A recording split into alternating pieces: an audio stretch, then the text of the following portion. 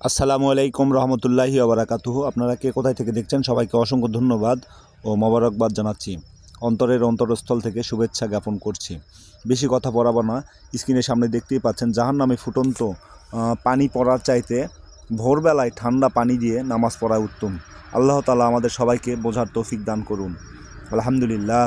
আপনারা সবাই কেমন আছেন, কে কোথায় থেকে দেখছেন অবশ্যই কমেন্ট করে জানিয়ে যাবেন। তো ভাই একটু কথা না বললে না ভাই, যে পরকালে শান্তি পেতে চোখ নামাও হেঁটে যেতে কুল্লু নাফসুন জায়গাতুল মউত, সকল প্রাণীকেই মৃত্যুর স্বাদ গ্রহণ করতে হইবে। যতগুলোই প্রাণী আছে পৃথিবীতে, গাছ পালা মানুষ, এক কথায় যাদের জীবন আছে সবগুলোরই মৃত্যু আছে। তো ভাই আমরা এমন কিছু করব না যে এমন কেউ আছে যে সে জানে না সে মারা যাবে, তারপরে আমাদের চাল চলন আচার আচরণ ব্যবহার দেখে মনেই হচ্ছে না যে আমরা মারা যাব। আমাকে মারা যেতে হবে, আমাকে কবরে যেতে হবে, আমাকে মুনকার নেকির সামনাসামনি কথা বলতে হবে, আমাকে হিসাব দিতে হবে। তারপরে জেনে শুনে তারপরেও কেন আমরা এই ভুলগুলো করছি ভাই? আমরা আর ভুল না করি, বাঁচবো আর কতদিন? আসুন নামাজ পড়ি প্রতিদিন। সবাইকেই বলছি ভাই, হিন্দু হন বা মুসলিম হন, সবার ধর্মেই আছে ভাই যে পরকালে শান্তি পেতে চোখ নামাও হেঁটে যেতে। যারা পাপ করবে তাদের জন্য শাস্তি ভিন্ন, যারা পুণ্য করবে তাদের জন্য শাস্তি ভিন্ন। আমাদের মুসলিম ধর্মে আছে যারা আপনার অশ্লীল কাজ করবে তাদের জন্য জাহান্নাম, এবং যারা ভালো কাজ করবে আল্লাহওয়ালা হবে, আল্লাহর পথে থাকবে, তাদের জন্য রয়েছে জান্নাত।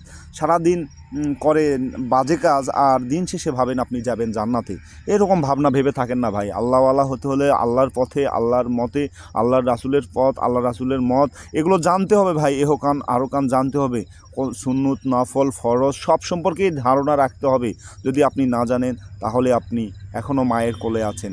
বেশি বেশি দরুদ পড়ুন। যদি আপনি পরকালে নবীর সাফায়াত পেতে চান তাহলে আপনাকে অন্তত সারাদিনে 20টা বার, আপনাকে সকালে 10 বার বিকালে 10 বার দরুদ পড়বেন। কোন দরুদটা পড়বেন আমি বলে দিচ্ছি। আল্লাহুম্মা সাল্লি আলা মুহাম্মাদ ওয়া আলা আলি আলা মুহাম্মাদ কামা সাল্লাইতু আলা ইব্রাহিম ওয়া আলা আলি আলা ইব্রাহিম ইন্নাকা হামিদুন মাজিদ। আল্লাহুম্মা বারিক আলা মুহাম্মাদ ওয়া আলা আলি আলা মুহাম্মাদ কামা সাল্লাইতু আলা ইব্রাহিম ওয়া আলা আলি আলা ইব্রাহিম ইন্নাকা হামিদুন মাজিদ। হ্যাঁ প্রিয় ভাই ও বোনেরা, ঘটনা হলো যে আমার গলার সুর তেমন ভালো না ভাই, তারপরেও আমি আপনাদের সামনে চেষ্টা করি সব কিছু তুলে ধরার জন্য।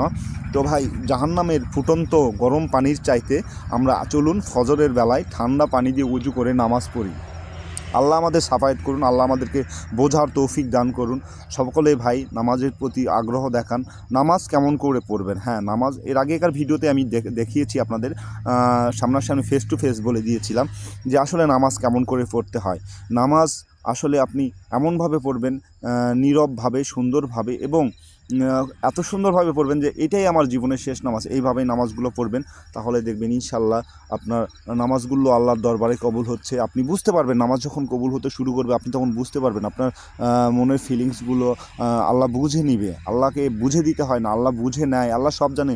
সবার দোয়াগুলো আসমানে লটকে থাকে। যারা হাত তুলে আল্লাহর কাছে নমনীয়ভাবে সুন্দরভাবে চায় যে আল্লাহ আমাকে এটা দেন, আল্লাহ সুন্দর করে ভালোভাবে এবং তাওয়াক্কা করে চায়, আল্লাহর জন্য যারা ভয় করে, আল্লাহ তাদেরকে ঠকান না ভাই। আল্লাহ দিতে অভ্যস্ত। তিনি কাউকে বলেন না যে আমি দিব না। হ্যাঁ দিবে, হয়তো আপনাকে একটু পরে দিবে বা একটু দেরিতে দিবে, কিন্তু দিবে ভাই, এটা কিন্তু সত্য। তো আপনারা অবশ্যই চেষ্টা করবেন যে কখনোই নিরাশ হবেন না, আল্লাহর কাছ থেকে নিরাশ হবেন না। আল্লাহ আপনাকে আজকে দেয়নি, কালকে দিবে। ভরসা রাখবেন আল্লাহর, সেই আল্লাহর উপরে যে আল্লাহ আমাকে সৃষ্টি করেছেন, আপনাকে সৃষ্টি করেছেন। আমার কথার মাঝে যদি কোনো কষ্ট পেয়ে থাকেন, আমার কথাগুলো যদি আপনাদের খারাপ লেগে থাকে, তাহলে অবশ্যই ক্ষমা দৃষ্টিতে দেখবেন। সবাই ভালো থাকবেন, সুস্থ থাকবেন। আসসালামু আলাইকুম রহমতুল্লাহি ওয়া বারাকাতুহু।